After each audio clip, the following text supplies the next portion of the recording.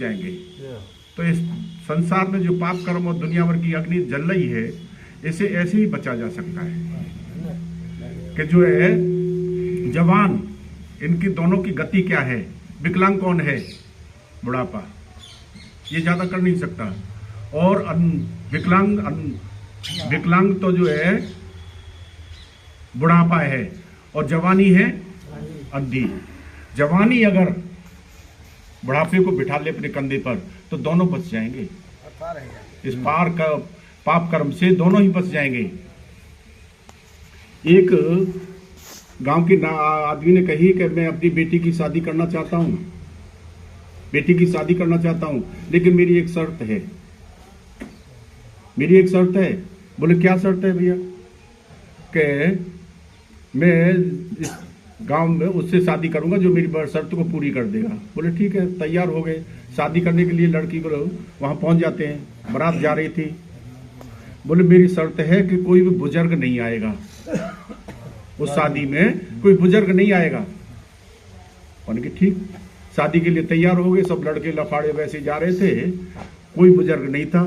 तो जो कही कि भाई, उसके नाना आ गए लड़के के। बोले भाई हम तो चलेंगे। अरे ना, वहां बच्चों का काम है, वैसे उन्होंने मना कर दिया कि कोई बुढ़ा नहीं आएगा। अरे भाई अब ना, हम तो चलेंगे, एक काम करो तो हमें कहीं दूसरी जगह छुपा करके ले चलो, उसमें वो देख नहीं पाए। वहां पहुंच गए।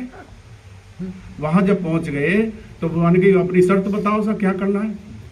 आगे बारात देख क्या कोई बुढ़ा तो नहीं आया, देख लिया कोई बुढ़ा नहीं आया, देख लिया। मान कि भाई ये हमारे पड़ोस में होकर एक नदी जा रही है, और इस नदी के पानी को रोक करके इसमें दूध बहा दे कोई, तो हम शादी कर देंगे।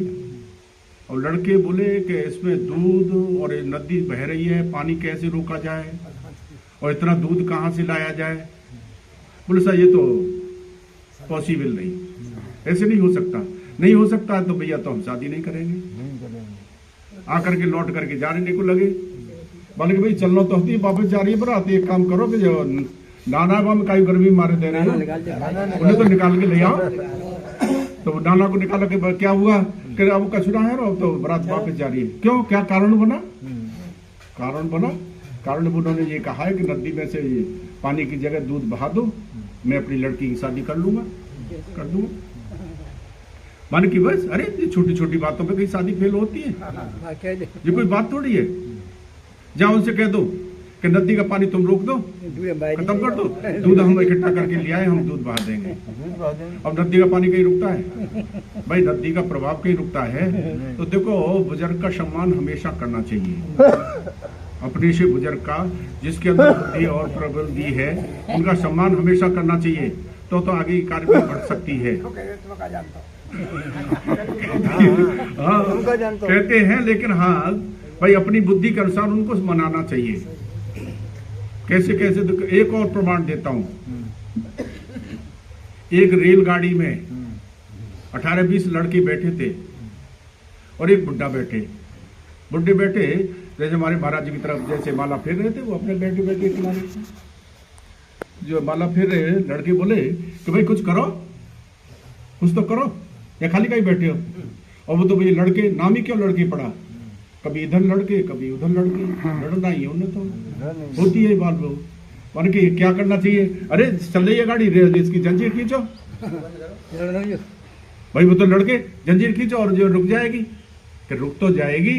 ये क्या लिखा है, जंजीर खींचने पर 500 रुपये जुर्माना है, न देने पर सजा भी हो सकती है 6 महीने की।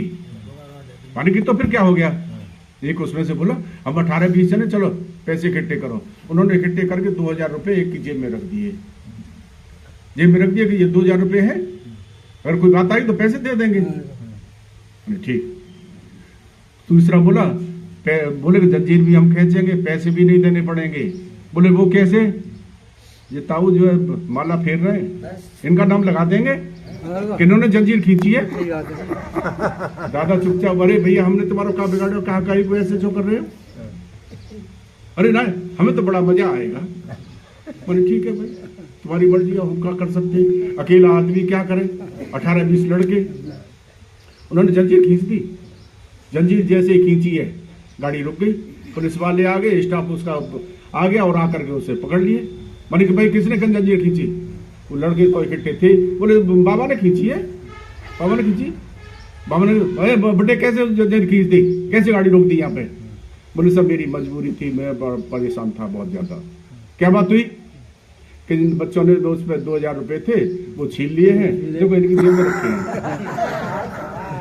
देखो इनकी जेब में रखे। देखा, तलाशी ली कि 2000 रुपया निकला है। बाबा तुमने बहुत अच्छा काम किया। 2000 रुपये उठा करके बाबा को दे दिए और जो उन बच्चों को उठा करके ले जा रहे थे, तो जब रास्ता में देखा नीचे उतर के, तो लड़के देख रहे थे बाबा की तरह। अच्छा देखो, बोले जाओ जाओ, ये बाल ऐसे सफेद नहीं हो गए। तो देखो, बुजुर्ग का सम्मान करो, हमेशा करना चाहिए अपने से ऊपर वाले का सम्मान। बोलो जय श्री राधे, जय श्री राधे। बहुत बढ़िया उन्होंने बताया। देखो